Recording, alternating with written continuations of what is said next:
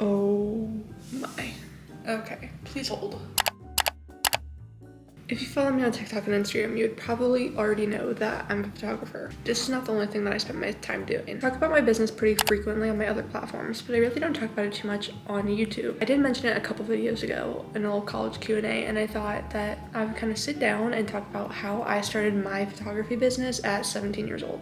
A video just like this is actually what pushed me to officially start. Maybe I can be that inspiration for any of you out there. I'm going to talk about kind of my backstory on how this all came to be, and then tips that I have to essentially start your own photography business, and you could even take these into context of other business too. If you're new here, hi, my name is Olivia. This is not my usual content. Normally I'm filming college content, college lifestyle type content, but today we're spicing it up a little bit. So make sure to subscribe because I would love to see you around here again. Let's just start with the backstory on how this whole thing came to be. My whole life I have been obsessed with cameras, obsessed with taking photos, and for a long time I did take photos of myself and like of my friends. My dad always had a pretty decent camera in our house, so I would always steal it and take photos to post on Instagram. Were they good? No, not at all, but we all start somewhere. As I've reflected, I also think that a lot of my love for photography and even just videography is also just about memories and capturing memories. I've always been obsessed with looking through my parents' old photo albums and watching my parents' wedding video and just feeling the joy and seeing them live their lives through photos. I think in some ways I love being able to capture that for other people too, and even for myself. So I think that's also something that makes me love my job so much, is I get to be a part of such special moments. Whether it's a proposal or a wedding or someone's cap and gown pictures for graduation or couple photos. Any little moment is so special, and it's so awesome to get to be a part of that and get to help people create memories to look back on. At first, I really didn't have the intention of starting a business. My whole entire life wanted to be a zoologist. That was like my one-track mind. So I loved wildlife, and I still do. I always watched wildlife photographer videos on YouTube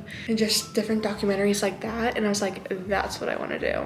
That's it. I would go after school almost every single day to different little nature areas where I live and just take pictures of wildlife. I had some pretty good pictures of like deer and different stuff like that. We don't have very diverse wildlife in Springfield, Illinois. One day when I was looking for different wildlife videos to just watch, I came across a video of a girl doing just what I'm doing right now and explaining how she started her photography business. I watched it, and it was kind of that push that I needed. It had always been in the back of my mind that maybe that'd be something I wanted to do, but I always felt like I was too young. And at that point I was finally 17, and I watched it and I was like, you know what, I can do this. I want to do this. I reached out to a friend of mine's little sister and I asked her if she would model for me. She said yes, and at this time I was just like, I'm just gonna grow my portfolio and see what happens. I started with that, and I did a couple free sessions too, and then the ball really started rolling with booking clients, and it was still very cheap prices, and looking back, those photos are absolutely horrible, but it got the ball rolling to Olivia Photography. One of the best decisions I've ever made in my whole entire life. Now I'm coming up on my 2-year anniversary in August of being a business. I have learned so much, I have grown so much. There have been highs and lows, but it has all shaped me into the person, into the business owner that I am today. Now that I've kind of given a backstory on how all of this came to be, let me give you some tips how to get your business rolling, if you will. First one, this seems pretty obvious, but let me get to where I'm going. Just start. You can talk to so many photographers, people that started later in life, and they'll tell you that they regret not starting earlier. The thought of running a business is so intimidating. There is so much you have to think about, so much you have to research, so many obstacles that you have to cross. You know, starting your business and even just continuing your business over time, it can be really scary, especially if you're doing it all on your own, but you can't let that fear stop you from just going for it. You just gotta start. With that being said, don't let people hold you back from starting. In my case, I was 17, you know, I was still in high school. I think at first, a lot of people, it was kind of like, is this girl serious? Like, how long is this actually gonna last? People may talk about you, people might think you're crazy for it, people might question you, maybe even try to take advantage of you because you're doing it, but don't let their opinions or their thoughts hold you back from doing something that you really want to do and that you're passionate about, because you're just gonna regret letting them get the best of you. The only person that dictates whether you can do this or not is yourself. You have to have courage that you can do it, courage to know that some days are gonna be hard, but I'm gonna get through it and I'm gonna be on the other side so grateful that I started started. And you just have to believe in yourself that you are more than capable to do this. And yes, it's hard work. It's a lot of hard work, but as long as you believe in yourself and you believe that you are capable of everything that you set your mind to, you can do it. I am such a dreamer personally. I am always setting goals. I am always chasing after something. And I'm not saying this to brag. I feel like I have become very good at being my own motivator. Yes, I have a support system around me, but everything that I have ever wanted or wanted to work for in my life, I've pretty much gotten. I wanted a business, I started a business and I made it happen. At one point I had a podcast because I wanted a podcast. I made it happen. This YouTube channel, I made it happen because I believe in myself and I don't let anyone else's opinions or thoughts drown out my belief and my courage that I can do absolutely anything that I can set my mind to. Number 2 is to do your research. Me personally, I am pretty much self-taught. Like my dad was a photographer for a short amount of time, but even then, like I'm pretty much self-taught. I spent many nights up late at night just watching YouTube video after YouTube video on how to work these settings, how to do this, how to do that. I pretty much looked up everything on YouTube, but like different things to research is posing, camera settings. I shot on auto for a very long time until I finally figured out camera settings. For some reason it took me so long to like get the gist. Camera settings are really like an equation and you just gotta like figure it out. But with time and with experience and with practice, you will figure it out. YouTube videos, what this means, what this does. Learn your camera without also kind of researching lighting, all camera flashes, studio lighting, all that kind of stuff. I taught myself everything. So it's so important to do your research and not only research and educating yourself, also just kind of researching your area and seeing kind of what the photographer world is looking like in your area. What are popular areas? What are, things that other photographers do? Kind of see not what you're up against, because I feel like the photography community is competitive. Obviously it's a business, but it's very accepting and very supportive. Photographers look out for photographers, and that's something that you will learn very quickly. You will run into your mean ones, but for the most part. Tip number 3 is just all about marketing. Obviously, in order to get business, you have to be able to market your business. And for people who maybe don't have like an eye for marketing or have never even had an interest in marketing, you learn what works and what doesn't. I mean, I've always loved content creation even before like I did photography. So I feel like I had a general idea of marketing and marketing strategies, but it's something very important to learn about and to explore. First thing you're gonna do once you start a business is you're gonna create social media. TikTok. I used to have a specific TikTok, but I kind of merged the two together. So sometimes I post photography stuff, but TikTok doesn't get you all of your clients. Instagram and Facebook, those two get you a lot of clients, especially Facebook, because that's where all the moms are. So the first thing you're gonna do is create your social media. And with that being said, there are so many different aspects to just social media, even just in your username and your profile picture and bio and all that stuff that you're gonna wanna learn so that you're searchable. Search engine optimization, guys.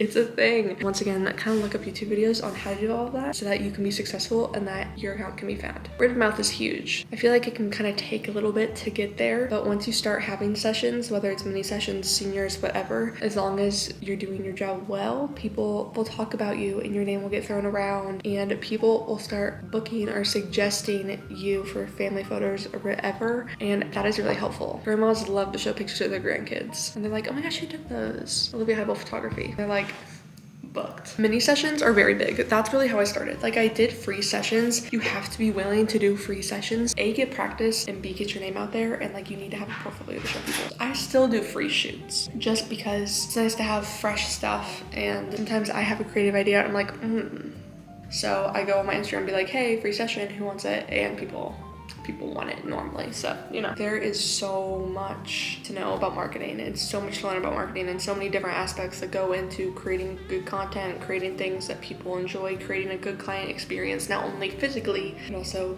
through marketing. Those are just some of the top ways that I market. Number 4 is to invest. Obviously, if you're starting your business, you probably don't have tons of money to just like draw from. And that's okay. You don't need that much money. You can save up. You don't have to have a super amazing, fantastic brand new camera. I used to start my business the Canon EOS M50, a camera that I bought to vlog with. I used that for a year and it got the job done. But you have to invest in terms of editing software. Equipment is always expensive. Sometimes things break and you gotta be prepared for that. Investing in props, website, galleries, that kind of stuff, and even marketing. I often use paid advertisements on Facebook for mini sessions. I pay for editing software. I pay monthly for my website and gallery. It's like all in the same. I pay for Canva Pro for marketing. Anything else? Oh, and then like booking sites and stuff like that. So a lot definitely goes into it, but also it's just how profit works. Like eventually you'll price your stuff to where, you know, you're making a profit. All of that works out eventually, but you need to be willing to invest into making the best possible outcome and experience for your clients. Number 5, just kind of rolling off what I just said, and that is perfect client experience. I am very big on client experience. This is like one of the things I prioritize the most out of literally everything.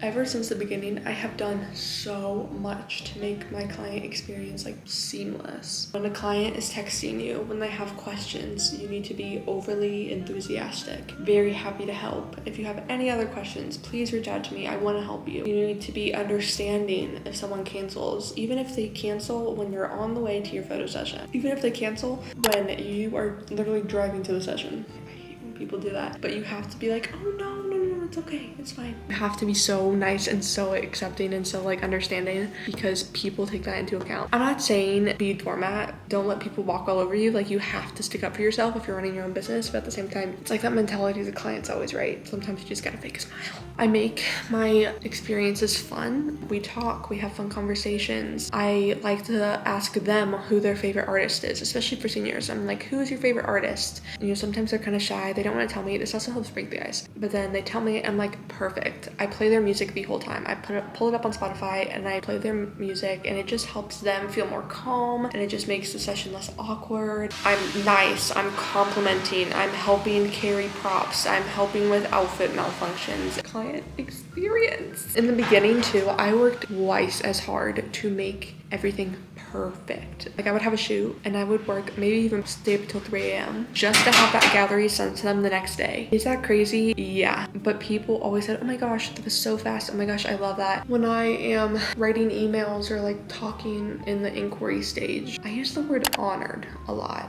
I like overuse that word. Someone will reach out to me about a family session. Thank you so much for reaching out, you know, about a family session. I'm so honored, you know, to be welcomed into your family and help you guys document, you know, your special connection, special whatever. Recently I had an anniversary party. I'm so honored that you thought of me to help you capture this special day. It means a lot to people when you do that, and it shows that you're understanding of how special this moment or this thing is for them and how you take your job seriously. It shows respect. My last tip is just be patient. Running a business, there are so many highs, so many lows. You have good days where you're like, I am on cloud 9, I am killing it. There are days where you're like, I feel like such a failure, I messed up, something didn't go right, or this person is driving me absolutely crazy, they need to stop texting me before I throw my phone into a wall. We all have those days. You grow so much as an entrepreneur, but also just as a person. The girl I was starting and the girl I am now, I've learned how to socialize, how to network, how to market better. I've made friends. I have gotten to experience things that a lot of people my age haven't gotten to experience. Me even having a business has led to other opportunities outside of my business. When you start a business, especially in the early stages, there is so much sacrifice. You have to make sure that this is something that you really want to do. So many things that happen, and it's hard, especially me doing it in high school. Sometimes I had to work a little bit if I was, you know, had downtime at a friend's house. A lot of times I, you know, couldn't hang out because I had a session or something, but I had to make that sacrifice to be successful. And I was in high school. People walked all over me. The amount of people that I know now would talk about me having a business and, oh yeah, I just book with her because she's cheap or because she gives good discounts or whatever. Like, people in my grade that would do that. Like, some people I did ask for, you know, free sessions, but knowing what I know now of some of the things that people said about me, it's not easy. In my opinion, what makes any business owner successful isn't just the money you make. It isn't the clients or, you know, the amount of customers you have. What makes you successful is how you overcome challenges and how you persevere through the hard days. I feel success simply in waking up every morning excited to get out of bed and excited to do my job because I love what I do.